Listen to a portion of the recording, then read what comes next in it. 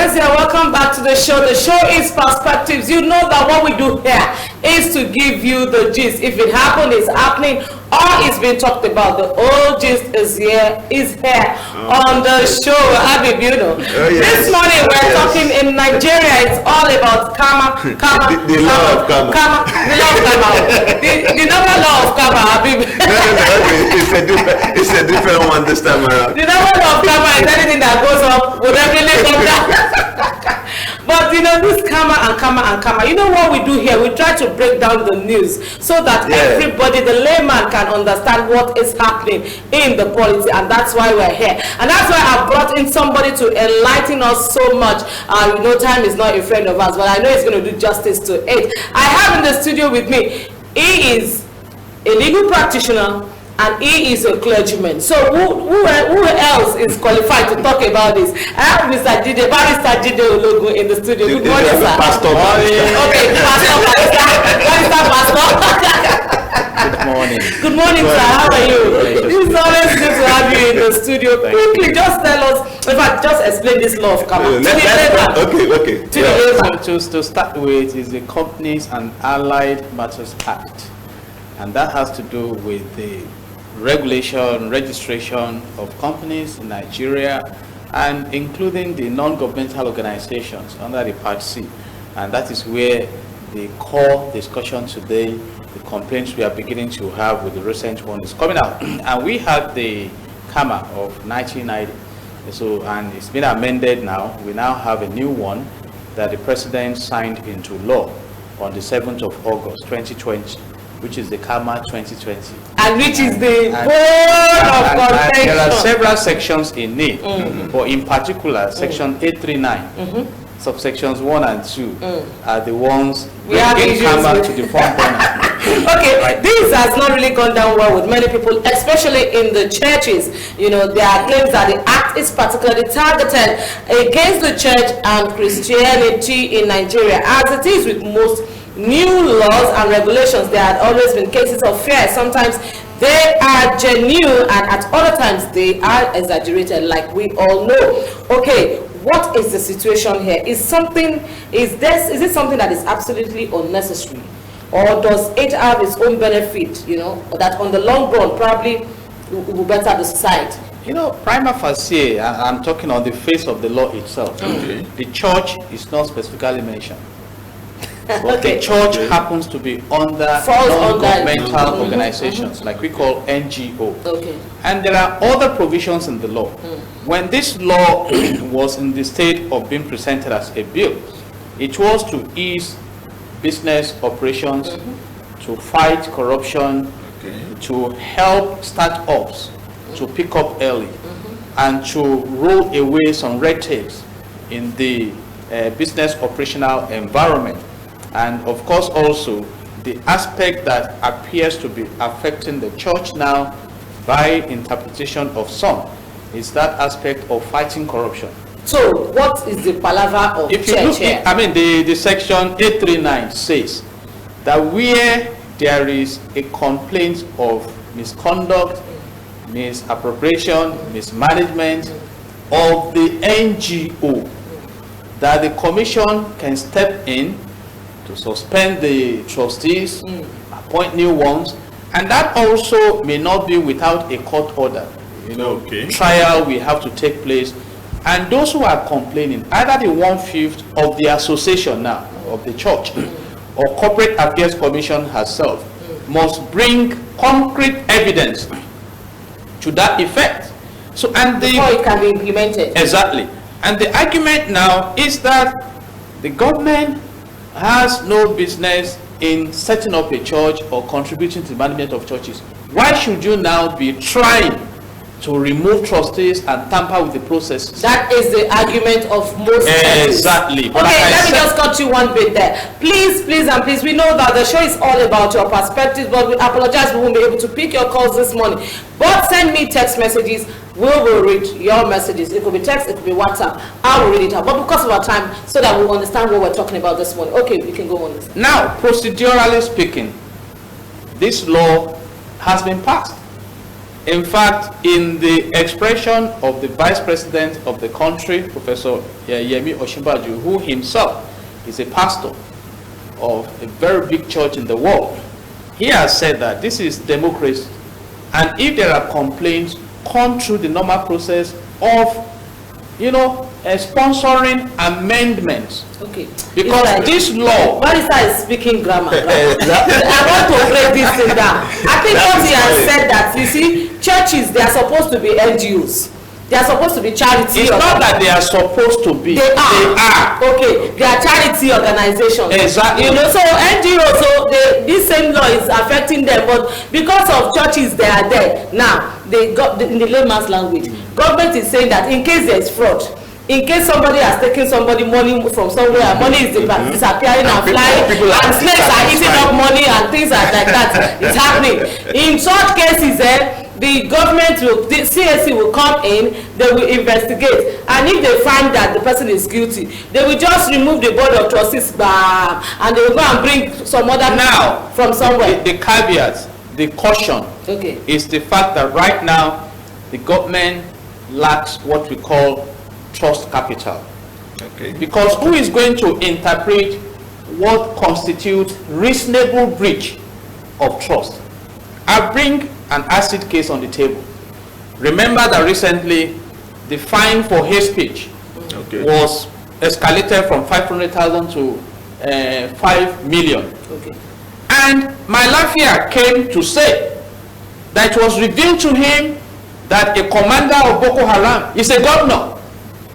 And the radio station that gave him the platform to air it was slammed with 5 million naira. So who is going to implement this law? Will it be implemented on the basis of trust, on the basis of justice, on the basis of equity? So that is the fear. Okay, Mr. Jide Ologun, today I'm even finding it difficult. I don't know if to call him barrister or to call him pastor, because he's acting. He has spoken from the legal angle. He's now talking from the pastoral angle. That's the fear of the churches now, that because the saying goes that he who comes to equity must do so with clean hands. So it's a case of no trust. It's trust issues because of the precedents we have had in the country. So that means if the government is not comfortable, and government in court now with a particular organization, they can go in, bring some issues, dissolve the trustees, appoint interim trustees. That might not be. Exactly. There is an area that needs to be clarified now. If the government brings in, takes off the board of trustees and brings in new people, is it forever, or do they have a time frame? It may not be forever, but let me ask a simple question. The National Assembly, the 8th Assembly, tried almost throughout not to confirm Magu and to get him removed from office. They could not. But within 2 months, Magu has been removed from office. He has not been prosecuted. So is it going to be forever or not? Another chairman has taken over. If you visit the website of EFCC, I did within the same week. You see, so, and a battle between just a few. The Chief Justice of the Supreme Court of Nigeria was removed by virtue of incomplete or whatever declaration of assets, and given a soft landing. If he committed an offense that was strong enough to warrant his removal from office, why has he not been prosecuted? Exactly. That is the problem. Okay. So you can see that this law may become a tool, and don't forget, it did not start now. Even under the 8th National Assembly, there was a bill pushed forward to manage NGO, control them, and people resisted. And the Christian Association of Nigeria, they are saying that at that point, at that public hearing, that they resisted it. But that has been brought through the back door. And I have an advice. Basically, as a believer, I have no problem with this law. There are several laws in the land, all right?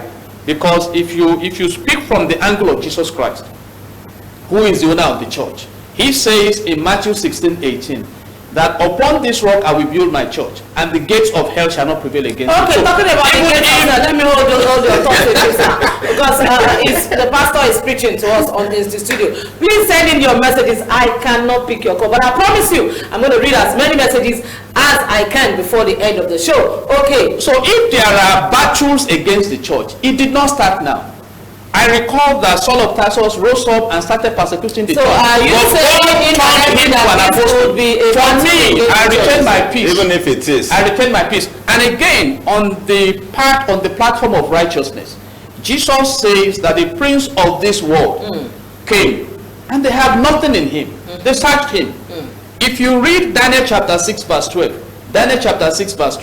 because of a law that was promulgated, it led to throwing Daniel into the lion's den. But by virtue of his righteousness, he came out of the lion's den. So are you saying those who threw him into the den were the ones consumed by the lions? Okay. So I don't have a problem with the law. I personally don't have problem with the law. Pastor Jide Ologun, are you saying that now that the churches should just go and calm down? I'm not saying that. And let me bring the advice of Benjamin Kalu, who is the spokesperson of the House of Reps. He has advised that right now, if we call for public hearings, be involved. And as a Christian, I'm challenging the Christian community. How involved are you in the governance system? But we are seeing one or two being involved, but countries are managed by policies. Exactly. And even the Bible says we should be subject to the laws of the land. But how involved are we? So I'm advising, develop your own people, push them forward. We are talking of the National Assembly, made up of 109 senators, 360 House of Reps members. So you also boost your membership. Get involved in politics. Don't stay back. Don't be too spiritual. Jesus says, watch and pray. You see, because I can tell you, the Bible also says that while the people slept, the enemies came and sowed tears. That is for those who think this is a law from the enemy camp. Whatever the case may be, let's be awake. Let's get involved in the governance system. I've been calling for years. So let's get involved in the development of Nigeria. When there is development, there will be equity, there will be justice, there will be, and there won't be need for all this. Okay, wrapping up now, because time is not a friend of ours. I want to just say that we've talked about the fears of the churches. This law, is there nothing good in it? Does it look? It's a fantastic law on the business angle. It's just one clause, one section. No, we're talking about to churches now. Does it look like the churches, aren't they seeing anything good in it? You see, like for me, I love accountability. So any law that is demanding accountability is welcome, because even the laws of the Lord himself says it.